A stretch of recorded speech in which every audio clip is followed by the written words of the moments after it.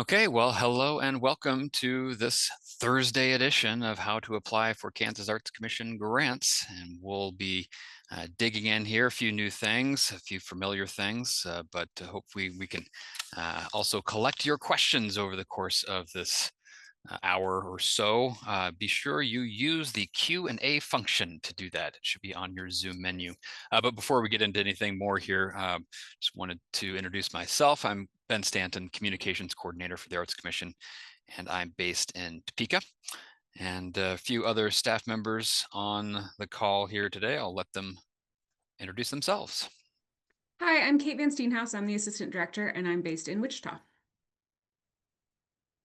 Hello, Gabriel Ortiz, data manager based in Lawrence. Very good. Thank you both for being here. And I will have my video off here, but I have some slides for you to view as well. So glad you've joined us. And before we kind of dive in to full on here, just have a few of the basic housekeeping things. Cameras are going to be off, mics are muted. We want you to submit those questions that you have at any time. You can use the Q&A feature right on your Zoom menu bar there. You should see a Q&A. And that way you can submit your question and other people can see them. And I believe you should be able to upvote them if you see something you think ought to be answered. You can kind of chime in and say, me too. But we're not going to answer those questions until the very end, where we kind of take a look at everything that's come in. But if you need to vocalize a question, feel free there at the end also to press the little hand icon at the bottom. That will show your hand up, and we can allow you to unmute and you can voice that question. But again, that's all happening at the end. Okay, here's our agenda. We're going to be covering our 3 annual grants focusing on general operating support and Arts Everywhere and public art and murals. Talk about the funding mechanisms. Talk about submitting your application through a new grant portal this year. A little bit about the timeline for the process, some tips for strong applications, and then again, ending with that Q&A session. One important point here, we're not going to be talking about the Kansas Touring Roster Visiting Artist Grant. That's a grant to help fund hiring roster artists. But those applications are year-round or ongoing. Applications are due 60 days before an event. So you can find more information on our website, kansasartscommission.com, but we won't be focusing on that, just the annual grants in today's program. Okay, you'll hear me say this a few times today, but this is an important new requirement that I just want to make sure people know that this is something you can do today. A tax clearance certificate is required to apply. That is for 501c3s. If you're a municipality, you won't have a tax clearance certificate, but this is really, really easy to do. You go to that URL, which will also be dropping in the chat at the end, I believe, and will be emailed out to you after this session. You'll click on that to request a tax clearance from Department of Revenue. It takes just a very short time to request, but some people are finding it takes some time for them to get back to you. So you please take care of that today if you haven't already. That way you won't be up against the deadline there. Again, that deadline is March 23rd for application. So you'll hear me say that again, but this is an important thing. It's easy to do. You can do it today. We want you to read the guidelines. This webinar today is helpful and is kind of giving you an overview of what we're expecting and what the rules are, but you really are going to want to read the guidelines. Be sure you download them, keep them handy when filling out the application. If you have a question, you might just refer to that and it very likely will be in there. If not, we are here to answer your questions at any time as well.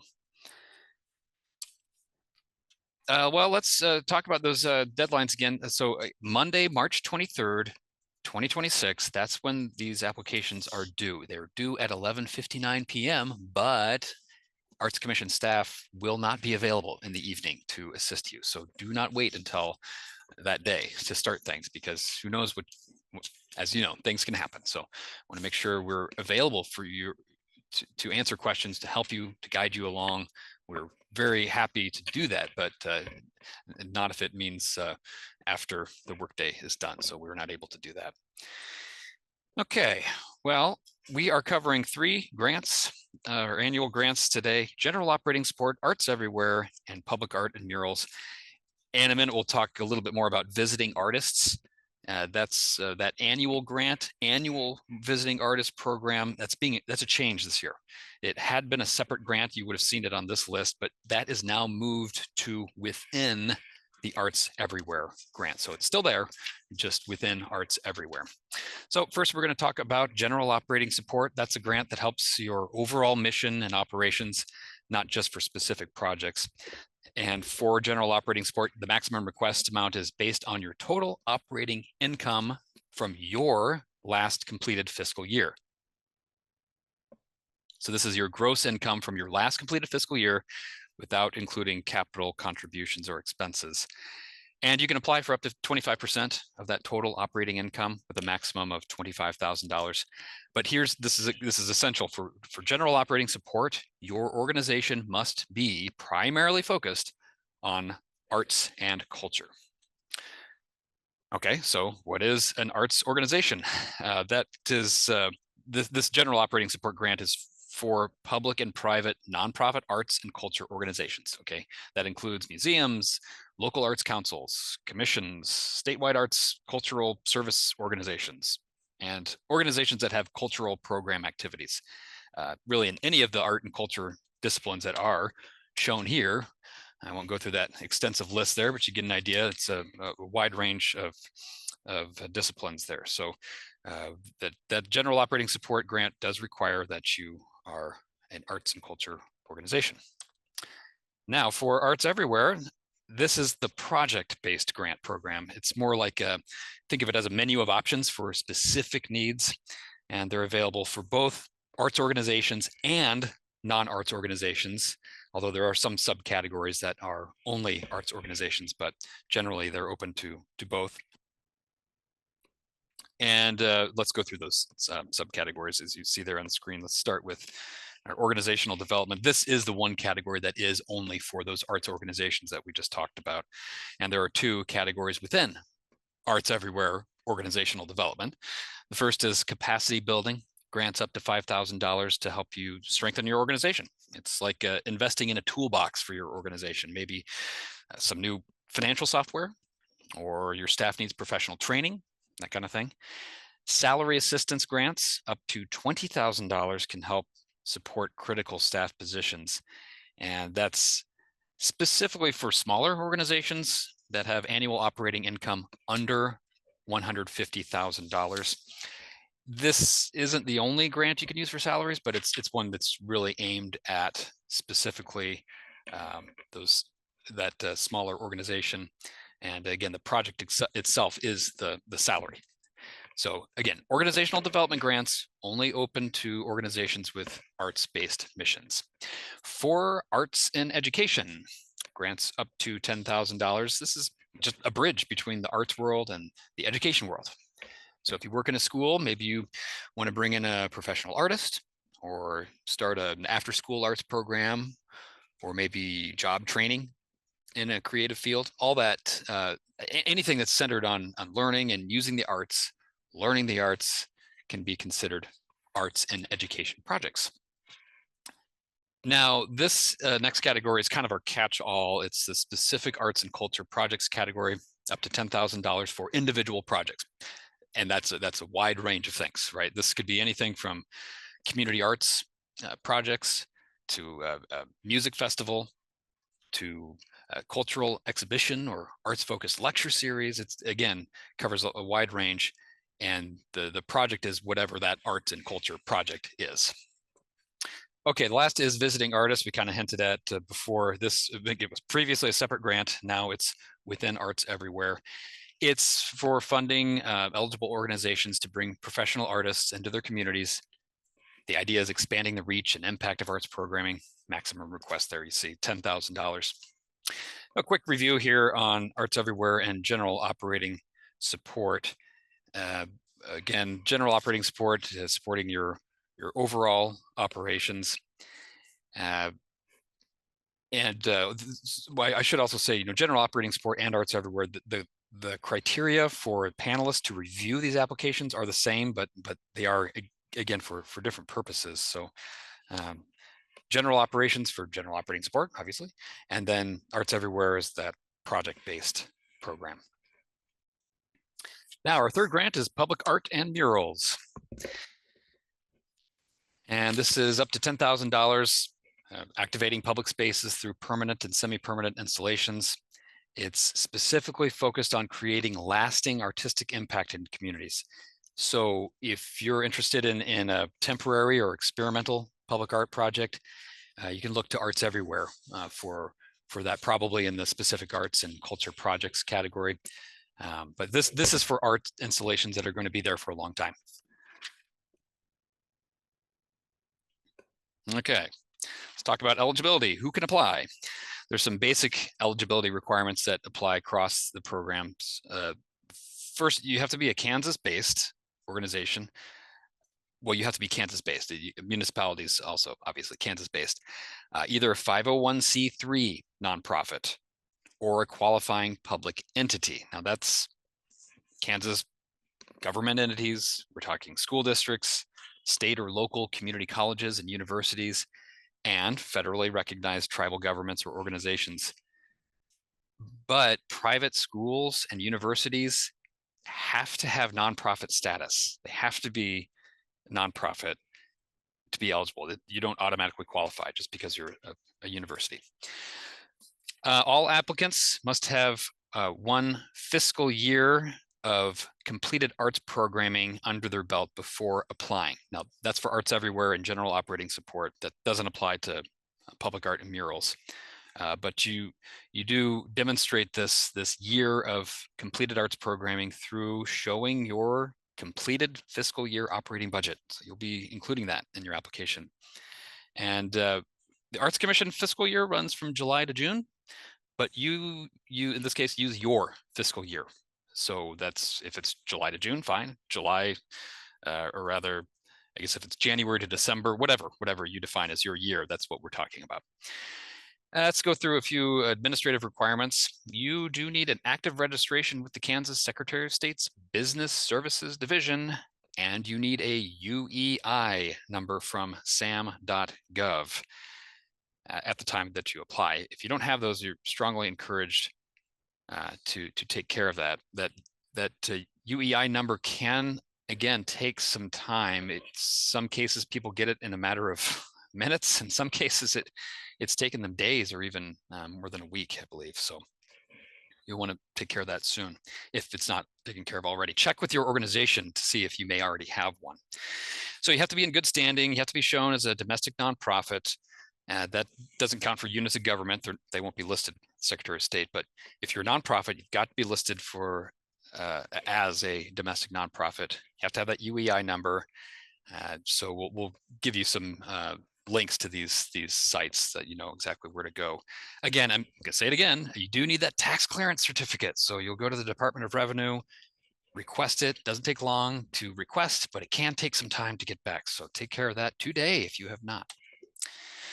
Okay, let's cover some special situations here. The first is independent components. This is usually relevant for a larger organization like a university. If it has multiple arts programs, for example, university could have an art museum and a theater program. Well, each could potentially apply separately, but they have to meet these requirements that you see here. So year-round programming, have a distinct budget, operate with a separate mission, have an independent advisory board, maintain dedicated staff and volunteers, offer programs open to the public. And one more note, though, that entire departments or schools within a university don't qualify as independent components. So if you have questions about that, be sure you reach out to us. Okay.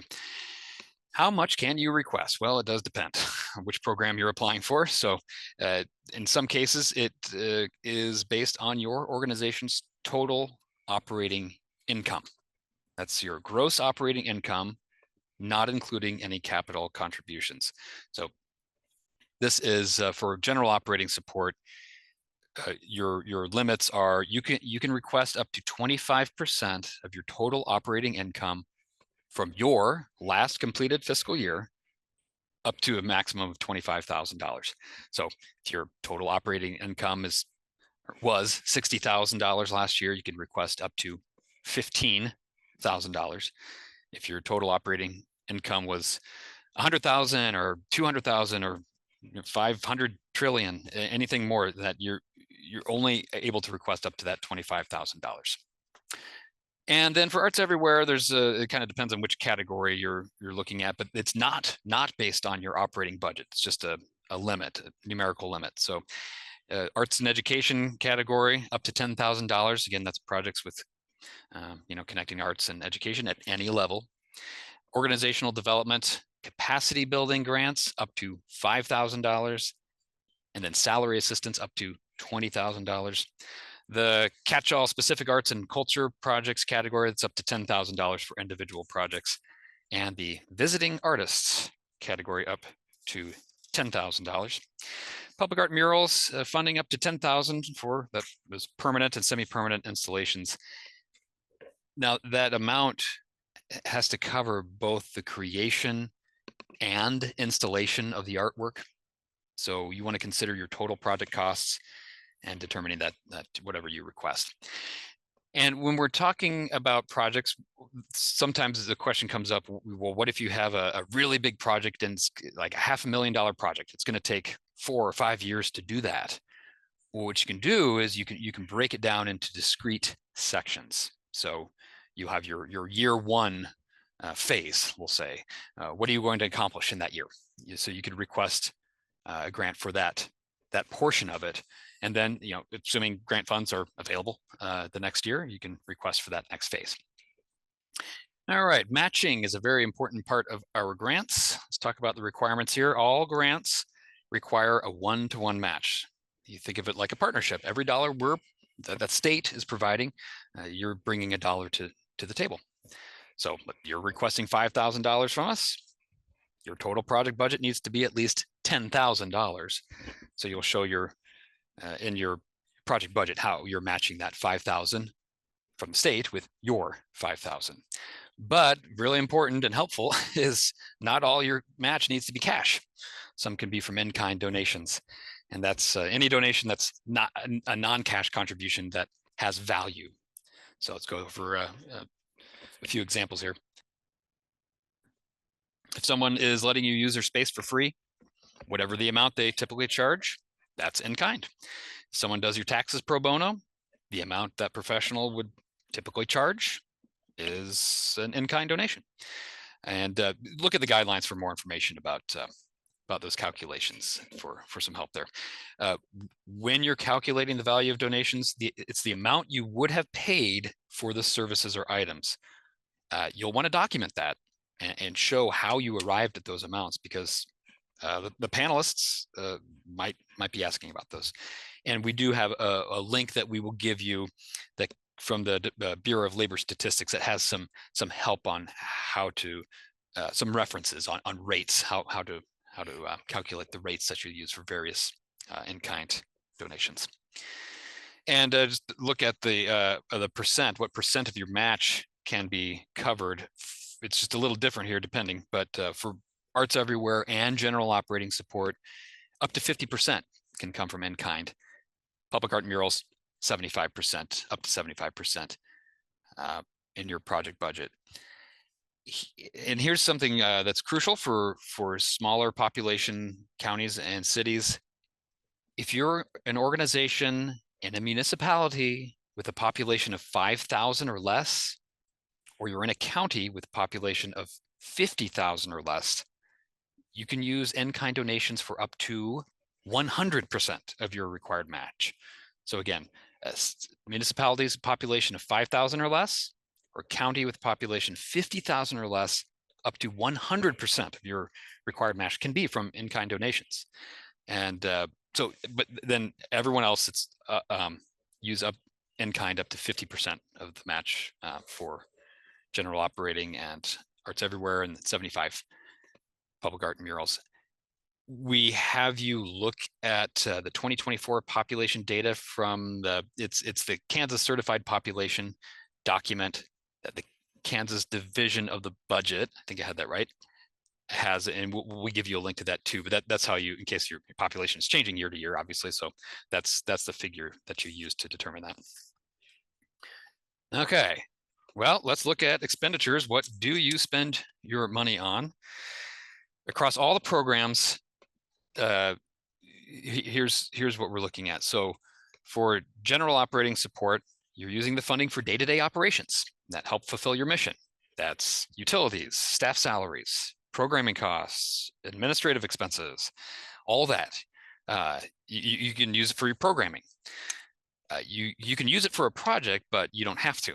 It can just be for day-to-day operations. So this is a category that has the most flexibility with the categories you can spend the money on. For the project-based grants, both Arts Everywhere and Public Art Murals, the expenses have to connect to that specific project. And so expenses can include artist fees, travel costs, accommodation expenses, project materials, supplies, marketing if it's specifically related to that funded project. It includes staff salary as well for time that's specifically spent on the project. And for public art murals, this can include the materials for the artwork, installation costs, and necessary equipment rentals as well. But there are things you cannot spend your money on, and they are very important to pay attention to. There's a long list there. I won't go through all of them, but you'll want to refer back to that. Also find those in the guidelines. But it's very important that that these expenses do not show up on your project budget at all. So you can read through that list and again, find it in the guidelines. There are some special circumstances here. Some expenses can be included in the project budget, but it can't be paid for with grant funds. And so those are match only expenses. And those you see here: equipment over $5,000 per item, property improvements, permanent fixtures, space rental, and building maintenance, again, are match only expenses. For public art murals, installation costs and materials are allowable expenses, but any modification to the installation site typically fall under the match only expenses. So while it means you can include site preparation in your budget, you'll need to cover those costs with matching funds. So just the work can't cross into the line, over the line that is into construction or renovation. All right, the application process, as we did mention, you use this online grant platform. The Department of Commerce has their grants application gateway. And there's the link there, as you'll find it in other materials that we'll send out to you. This is kind of the new part of the process this time around. It's especially new. We'll not be using Submittable for grant applications this year. If you're familiar with that platform, we're not using it for the applications going forward. But it's a nice site. It does take a little bit maybe to get used to. So give yourself enough time to learn how to log in there, and we'll talk a little bit more about that in a little bit. So let's look a little deeper at the application itself, especially the budgets. That's a key component here. So for all our applications, you need to submit 2 different budgets: an operating budget and a project budget. And it works a little differently for each. So first, let's start with the operating budget. This is there's a blank spreadsheet template in the application. You download it, you fill it out, and upload it back into the application. That spreadsheet has some automatic calculating totals and things at the bottom. But this is what it looks like. This is a screenshot of the actual spreadsheet that you'll download and fill out, as you can see here. Let me do this. You can see the thing going on down to the bottom there. So what you'll want to do is you need to show 3 fiscal years: your last completed fiscal year, your current fiscal year, and then projections for your next fiscal year.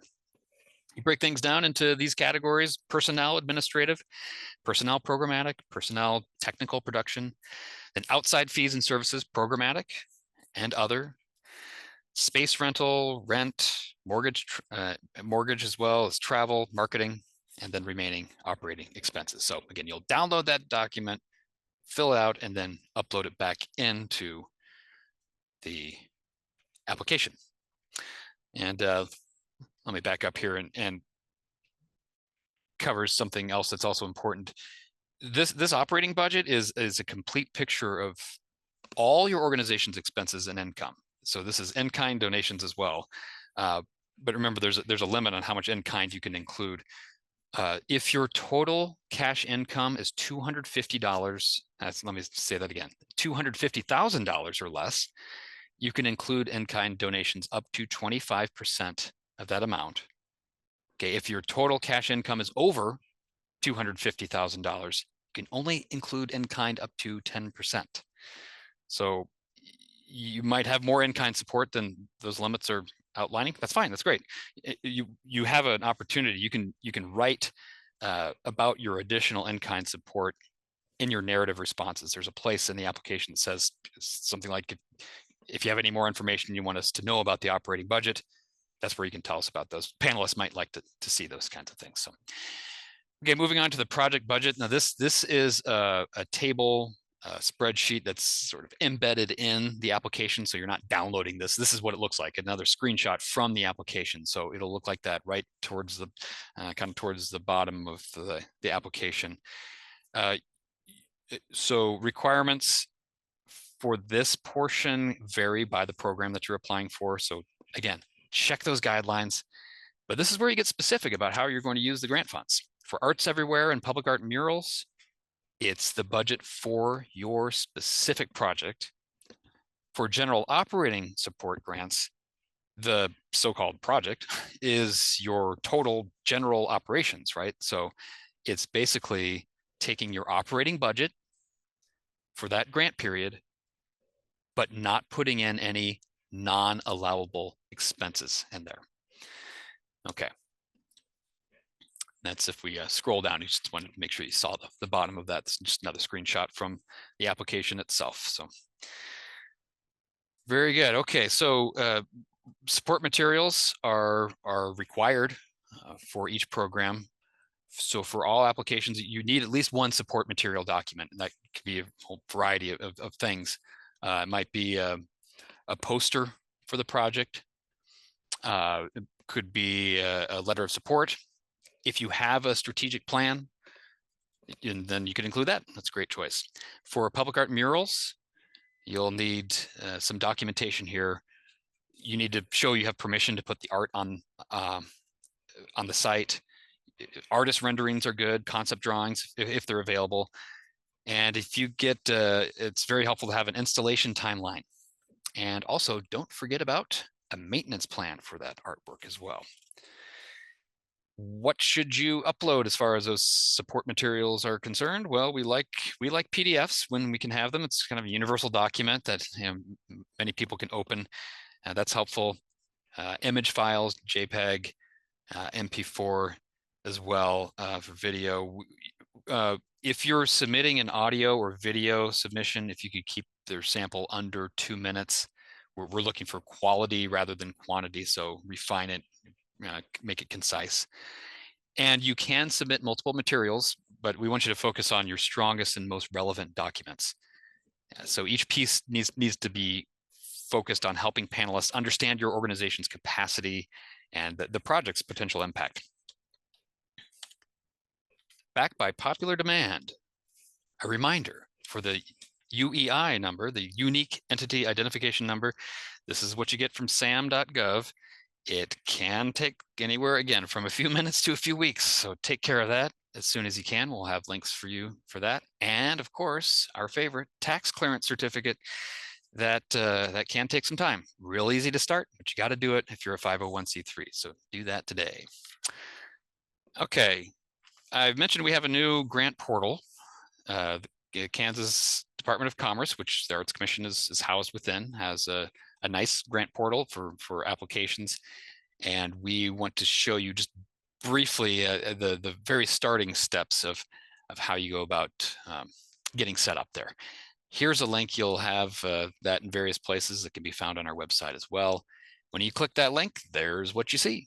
And if you have not already signed up, you'll see right down here, need to register. Click there and that'll pull you up to this screen where you hit the big registration button.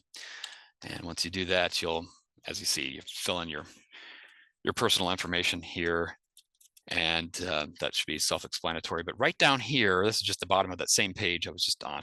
Here's where we were. Scrolling down towards the bottom there, it says account information applying on behalf of. Just wanted to point that out. So Arts Commission grants are awarded to nonprofits, public entities, and tribal governments, as we've talked about. So in this spot here, you will be applying on behalf of an organization that would be receiving the funds. So you're clicking this first little box, this little circle here: business, nonprofit entity, government entity, tribal entity. That's the one you'll be choosing. And if you think it's not that, then contact us, because we'll need to talk about eligibility.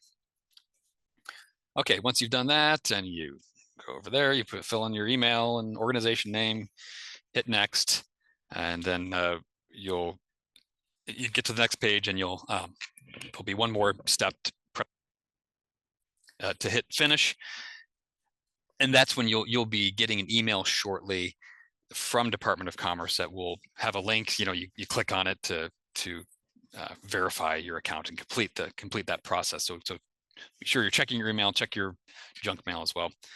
And so you'll click on that, and then you're all set up. You are set up having a profile. But there's another important step, and it is a little longer bit of a process that we don't really have time to dig into today, but we have some very nice guides that bring you step by step through that process. The process is connecting you with the organization that you will be applying on behalf of. So you have to connect yourself to that organization or municipality or tribal government to then apply. We'll have some links to some nice guides there that'll come in chat and emails, and are available on our website as well. But that's an important step that could take a little bit of time. There's a few screens to go through, and just give yourself time for that, and get started as soon as you can. All righty, well, let's move on to looking at the panel meetings themselves. We'll kind of dig into, that's where the scoring happens. But before I get into that, all the panel meetings that will be coming up here in the spring are public meetings, open to the public. And we really do encourage you to attend your panel meeting. So we'll be announcing those dates. Look out for those around the time the applications are closing, again, March 23rd. The reason it's important, well, one, you can hear the discussion. You can hear panelists talking about other organizations and what questions they have for them, and then you can be there to answer their questions if you are there. And often there are just some clarifying questions, sometimes larger questions, sometimes smaller questions. But if you're there, then you can help guide them as they're finalizing their scores. So let's talk about the scores. For general operating support and Arts Everywhere, applications earn up to 100 points total. You need at least 80 points to be recommended for funding, and panelists use a rubric that is also available to you. You can check that out to be consistent. And there's these 4 categories: excellence up to 40, impact up to 30, management up to 20, accessibility up to 10. So we'll dig a little more in each one of those. For excellence, that's the highest weighted category at 40 points. And panelists are looking at your mission statement, how clearly it describes your organization, how well your programs support your mission, your goals and objectives, the quality of the programming, partnerships, collaborations, and again, those support materials. We'll be looking at those. Impact is worth 30 points. We're looking at the scope and reach of activities, who's benefiting. That includes your geographic reach, includes marketing, audience development, and generally the economic impact that you have in your community. And we're talking about these numbers, but it's important here. Bigger numbers aren't automatically better numbers. If you have a focused program that's serving, let's say, 20 people really intensively, that could score as well as a big festival that's serving thousands of people very briefly. So it's really about the appropriate impact that your project has on your community. All right, management, that's 20 points. Panelists are looking at your budgeting, financial planning, your evaluation methods, fiscal stability, and plans for sustainability. And strong applications show that you can complete the proposed activities. Last category is accessibility, worth 10 points. It's only worth 10 points, but it is a very important one. It's talking about physical accessibility of facilities, programmatic accessibility, whatever policies and procedures you have related to accessibility, and staff and volunteer training, just efforts to include all audiences included there. And so those categories were for Arts Everywhere and general operating support. Public art and murals applications have a slightly different evaluation process. They're not using the same rubric, but again, that rubric is on our website, and we'll send you a link to it as well.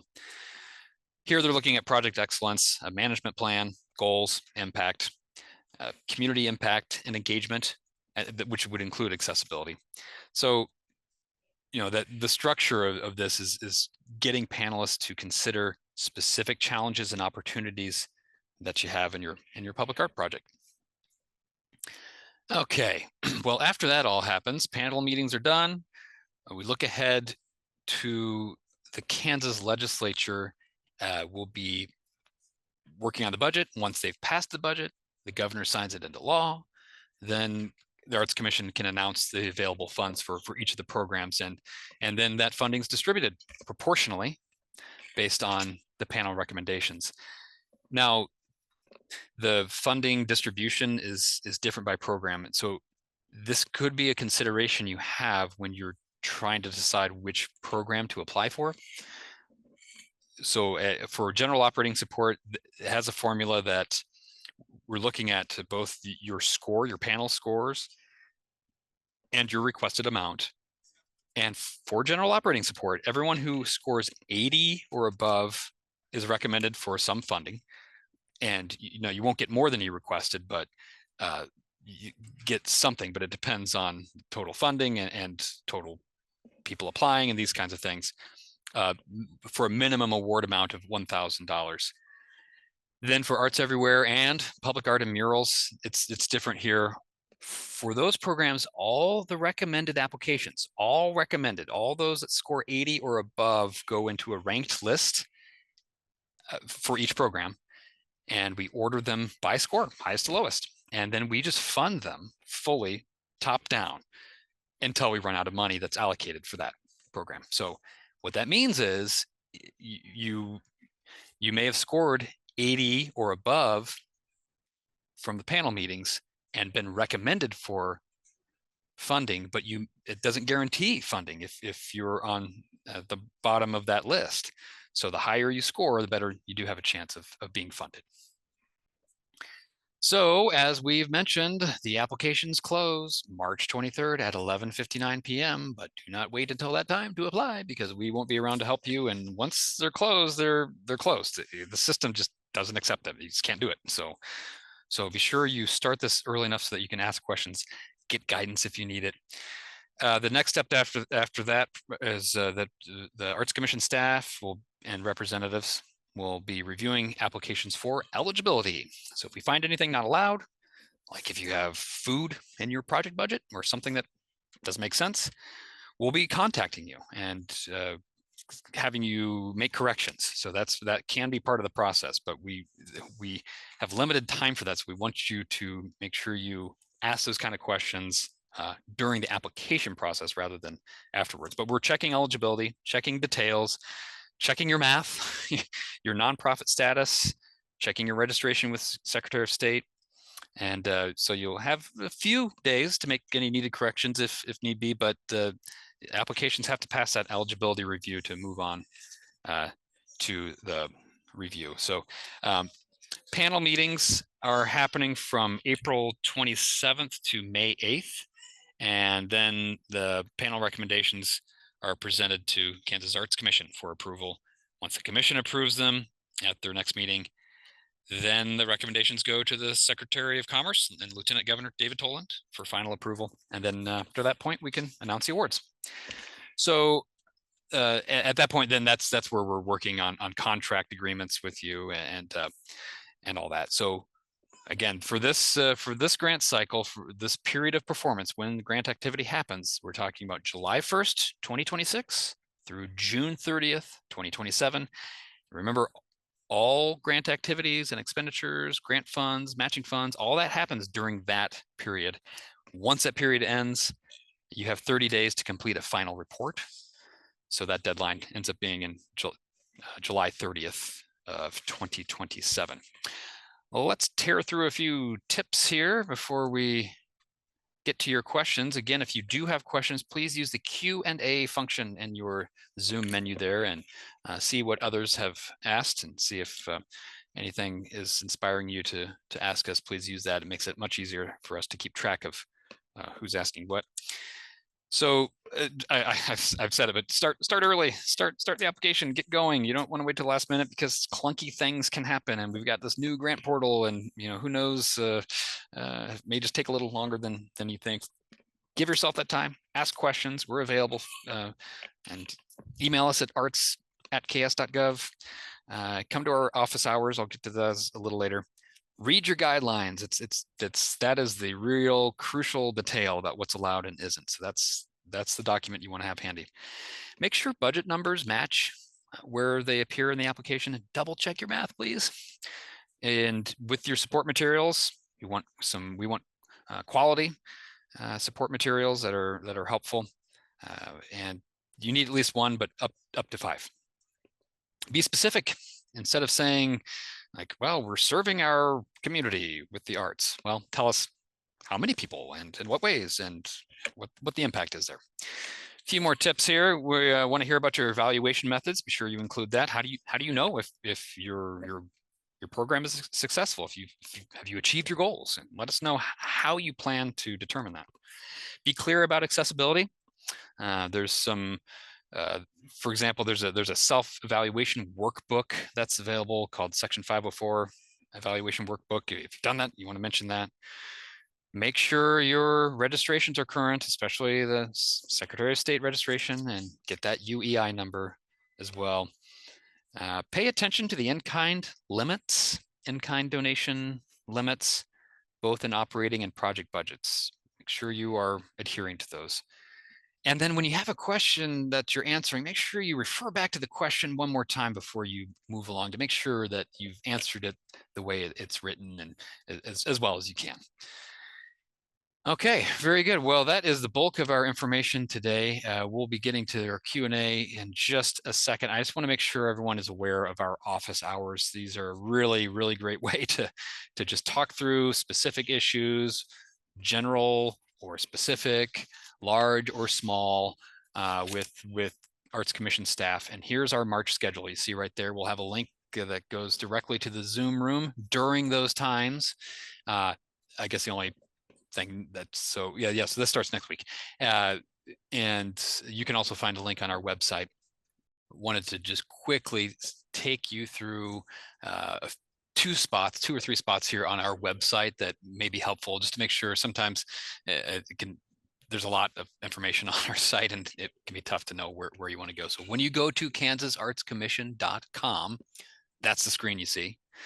And you get there, you scroll down, and right here under programs, grants. And if you click on that, then that menu kind of opens up and you see this. It shows our office hours.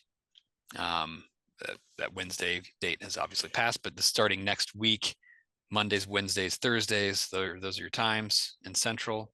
And this office hours Zoom meeting, click right below that. That's how you go directly to the meeting. But during those times, if you go another time, then we're not there. So, so there's that. There's as well down here. That's your grant portal. That's that page I showed you earlier where you start your registration and begin all that. So I want to make sure everyone could see those. If you continue scrolling down from this screen, you'll see some other things like at the very bottom there, grant materials and resources, another good page that has your rubrics and your guidelines. Just make sure you're clicking on the 2026-2027 guidelines. That's the period we're in. We have, since we're in the middle of this current grant period, we want to have the other guidelines available too, but make sure you're in the 2026-2027 guidelines for your application that's ongoing now. Very good. Well, I want to just, you know, thank everyone for everything you're doing for the arts in Kansas. We really, really are encouraged by seeing so many great projects and great people making those projects happen across the state. And it feels really good. And we're glad that you're here to learn more about this process. There can be some clunky things. We know that. But again, we're here to help. Please visit those office hours, or again, contact us. Arts@ks.gov is sort of our general inbox there, and submit questions that way. Reach out to us, please. We want to help you through it, and have you be successful. So thanks again for all you do, and have a wonderful day.